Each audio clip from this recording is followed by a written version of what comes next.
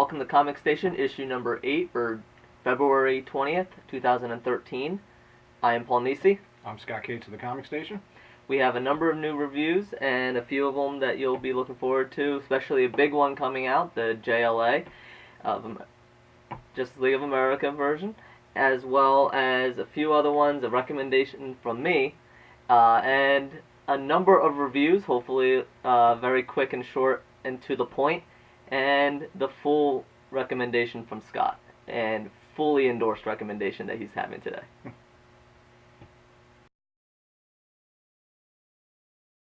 Welcome to the new releases for February 20th, 2013.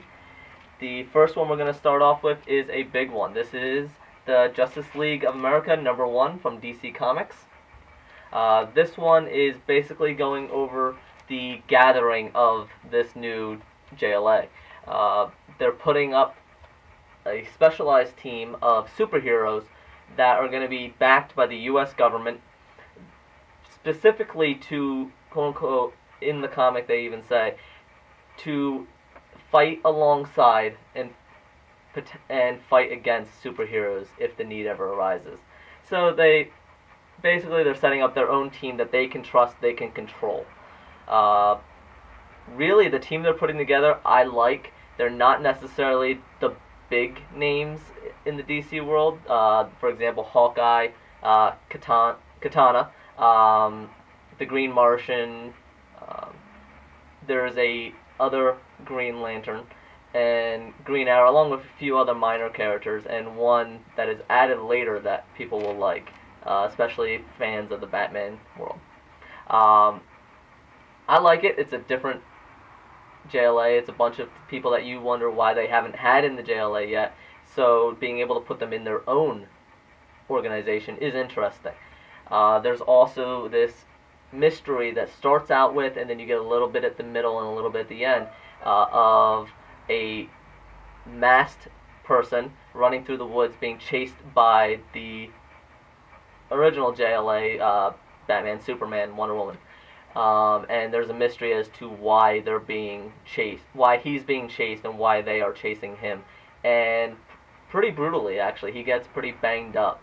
Not necessarily through their fault or his, but he does get really banged up. So it's interesting to see where that goes. I'm looking forward to it. It brings the Martian Manhunter in where he should be a little more out in front. I believe he should have been part of the normal Justice League, but I'm very, very curious. I have not read it yet. I'm looking forward to it. I will be reading it first thing tomorrow morning. Fans of the Green Martian will be very happy. He only has about 3 sides to the papers, but when he comes in like a badass. So he makes a very distinct impression when he first comes in. Another very cool thing about this is the JLA cover. There are actually 52 covers, one for each of the states and Puerto Rico and DC, District of Columbia.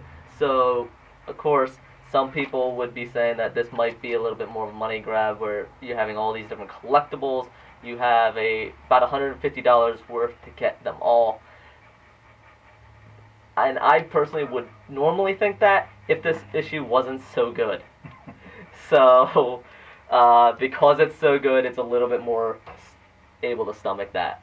Yeah, they do sell them. You can get them individually, so you can get the states that you want, or you can get them all as a package. So, either way, I mean, you're still going to be spending the money. But, yeah, it might be something worthwhile having. Yep. All right. Switching up from the JLA to something along the same lines is an upcoming tie-in with Marvel having the Avengers. They're also looking to bring in the Guardians of the Galaxy. And this is Nova #1. This is a member of the Guardians of the Galaxy. And it's really nice. The artwork is really kinetic. Great fighting scenes. Very beautifully drawn, full 2-page scenes. The action scenes were really nice in this. Basically, the story is being told, as far as the Guardians of the Galaxy portions, are being told from a father telling his son, and then later his daughter, some of the glory days. The son doesn't quite believe the father anymore because he's a bit of a drunkard. By a bit, I mean a lot. it's implied that he's been fired a number of times. The son's basically picking up the slack of the father and doing his job for him to help him keep his job at the school as a janitor. So you can understand why he doesn't believe him. And the kid's going through his own typical high school problems as well, a bully and so forth. But and it comes out really cute. It's really nice. I think this is probably slightly aged more towards the teens just because of the setting with the kid in the high school and all. But the artwork is beautiful. The action scenes are great, and I really enjoyed it. It was really nice. It's just overall a really well done first issue. And for somebody in particular that doesn't know much about the Guardians of the Galaxy, it's a nice introduction. Nice way to bring it in with the father telling him and not quite believing it, and then at the end he gets a shock. It will be interesting. I've not read this one yet either. It's a shame that Nova actually will not be in the movie, but he has been in the Guardians of the Galaxy in the past. So, yeah, it's the start of what's to come. Yeah, you do see some of the characters that have been advertised on the poster for Guardians of the Galaxy, and they'll pretty much stand out right away once you see them, if you know about the Guardians of the Galaxy. Alright, the next one is from a smaller publisher, since we did DC and Marvel. We have IDW has Vitriol #1. This is a story basically of a man hunting down the nightmare creatures in the world, particularly the vampires, that his father actually created in order to, as they said, make up for some of the lost resources. Basically, to make an army to fight for them, and they of course turned against the father, so he's cleaning up the mess. He's not 100% human himself. Doctor did some work on him, and that's a mystery in itself as far as what he did and what happened to him, so forth. The police and the vampires fight kind of like a gang. Vampires aren't so much attacking with the fangs, they have knives and swords, and the police have guns and light grenades. So combining that with the almost cartoonish artwork of it really makes this, in my opinion, more aimed towards teens. I mean, adults will enjoy it, but it definitely seems more geared towards the teens, and definitely not for younger adults, mostly because it is vampires, so you are going to get heads chopping off and bites and necks chomped. But for teens and everybody that's kind of used to that from the movies and everything, it's a nice entry. It's cute. It's decent. It's a good entry. It sounds typical of a lot of IDW titles, which are they have a lot of stuff geared towards kids. They have the Transformers. They have Teenage Mutant Ninja Turtles. So it falls along those lines where it's just in today's world, it's a little more hardcore than it might have been 20 years ago. Yeah, it's aimed towards kids, but not quite baby. So it's a little more adult than some things, but it's still aimed towards the teens. The last two, basically, this is my recommendation for the week, and I had to put these out because these are new releases, and I just had to give them a shout out. These are Savage Wolverine #2, which I reviewed earlier in a previous comic station, and Wolverine Max. This is #4, and again, I brought it up in a previous comic station, and again, these series are going amazing. Wolverine is one of my favorites. Savage Wolverine enters in a new player onto the field. Very interesting. Wolverine continues his adventure against this Velociraptors, and it's some really cool scenes against the indigenous life forms there. And Wolverine Max, you get a lot more of Sabretooth, and I haven't been able to read the complete thing through, so I'm really looking forward to see if they explain a little bit more about, again, a trope, the coma, not the memory loss. So, but it's Wolverine, I love it, and they do a beautiful job on the artwork, and they do a beautiful job telling the story. So these two are my recommendations for this week. And I would agree with you on both accounts. I read both books. Some of Marvel's best work. Usually, I'm a big fan of Max titles. They're very adult, language, violence-driven, but So you really can get characters like the Wolverine. They should be able to really, flourish in the max setting. Oh yeah, Wolverine definitely thrives in the Max, and there is a reason there's an explicit sticker on Absolutely, here. yeah. So, But good books, both of them. Both good choices.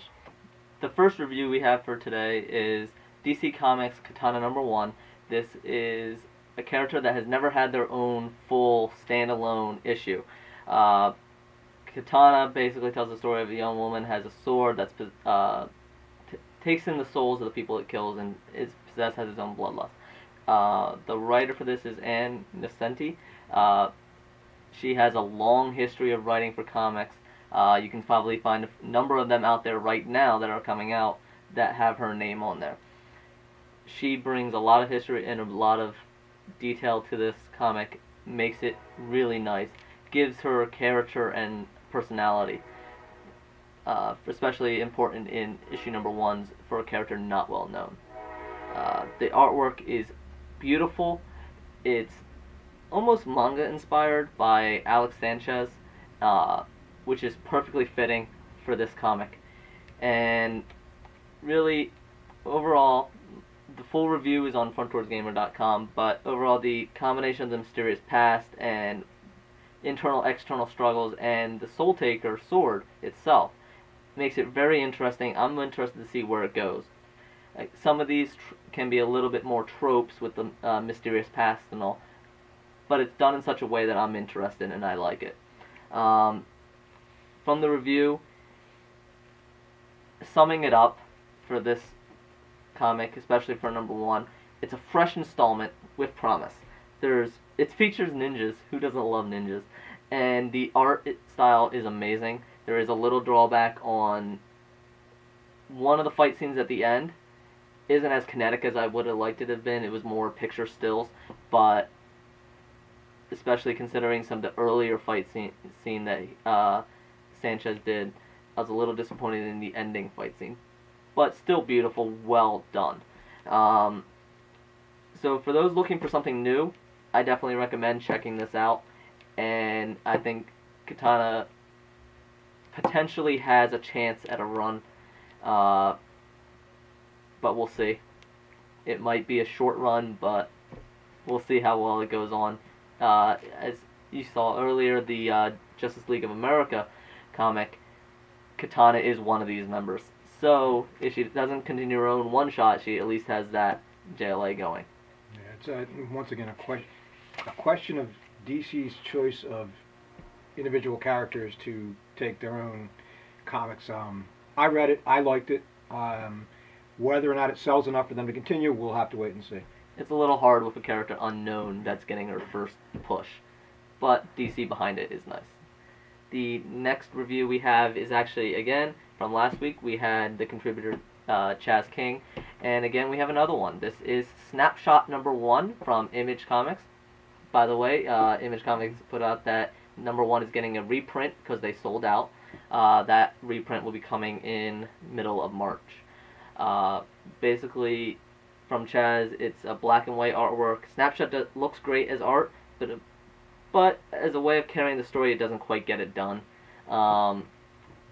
That notwithstanding, Chaz had overall very good things to say about Snapshot. He enjoyed it, and he, not despite of, but the art didn't help. But the story really gripped him. He was pleasantly surprised, had a great hook in the beginning, finishes strong with twists and cliffhangers. He wished there was more substance to it, though. It was a little lacking on that end. Again, the art was good, but it just didn't do enough. The shadow scenes were amazing, he said, so that's something in particular to look for. And Snapshot's unique, mentally muddling plot, twist, and entirely befuddling cliffhanger make this book very easy to recommend, he said. So someone should get on the ground floor of this one. If they like mysteries, if they like suspense, this has a little bit of paranormal in it. He recommended it. And from his review, he had a lot of good things to say about it. Hopefully the art improves as the series goes on. Well, as a collector, it's an Image #1. We sold out of it, and I would suggest if you can find a copy before the second printing, grab it because, as with almost every Image #1, they are going up in value. Image has been on a run of gold lately, so they have a little Midas touch going. Alright, and the last review for this quick shot of reviews is another one from me, actually. It's Star Wars #2 by Brian Wood, and Deanda is the artist. I reviewed #1 on an earlier comic station, and I have to bring it up again mostly because this is amazing. He does a great job, Brian Wood does a great job of making this canonical along with the story directly after episode 4 of the Star Wars series, and it is so beautifully drawn by Deanda. And anyone that likes the Star Wars universe, whether or not they've gotten into the extended universe or just the movies, especially the original trilogy, will love this. I mean, despite some lacking disappointment of a lack of Vader in this issue, you don't see Vader, and there is a cliche team setup at the end with Princess Leia setting up her squadron from the first comic. She was given some orders to do that. So, besides those were probably the weakest points. And that's not a bad thing to say. But when a weak point is something that's still good, it's pretty darn good. I mean, overall in the storyline, the weakest point was Colonel Britcher. Instead of Darth Vader, you get Colonel Britcher, who took over on the starship. But I can see some of the validity in it because they're setting him up to potentially have more of a impact on further storyline. So they had to introduce him as basically an arrogant, you would expect as the Imperial. Mm-hmm. But hopefully they use him and develop him and make that worth having taken time out of the comic from the characters that we want to see. And again, Leia steals the show. She is the warrior princess. She is amazing. I do like that they had a point towards the beginning of the comic to give her a bit of a humanization as far as she's looking at the tragic events that happened in episode 4. It really personalizes her, especially after coming out such the battle princess in the first one and continues in the second one. It does remind us that she is still a princess. Those were still her people, and those were still a loss. This is a fantastic series in the Star Wars universe, and anyone that likes that series should be reading this. And this is published by Dark Horse, and they do a number of Star Wars series, and they know what they're talking about. Once again, sold out in my store. Nothing but I have yet to hear one person say anything bad about this comic, which is unusual. I've given it to a number of Star Wars huge fans, and none of them have had anything bad to say about it. And that is pretty big for the Star Wars universe to have big fans not have something to pick at and yell about. Agreed. So, definitely recommend it. All 3 of these reviews can be seen on frontwardsgamer.com.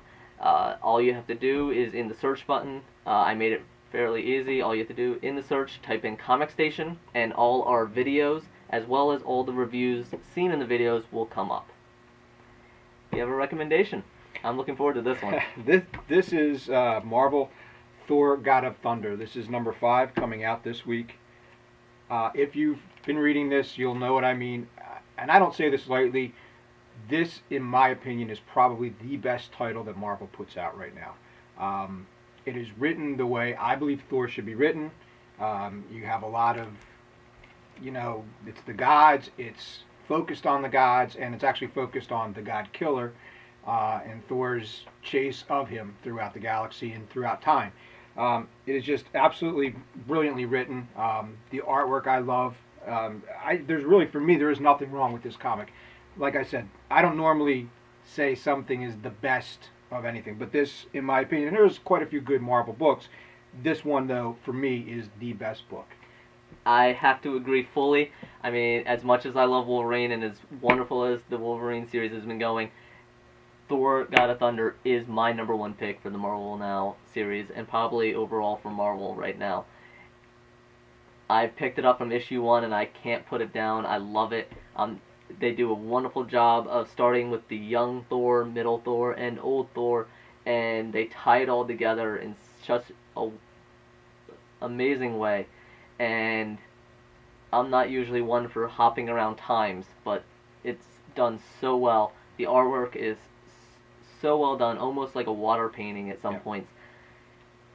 I can't say anything bad about it. And it gives it. It's not just the Asgardian gods either. It's touching on all gods throughout the universe, which I thought was a neat little twist. It expands your thought of how the gods are, whether they be on Olympus, Asgard, wherever.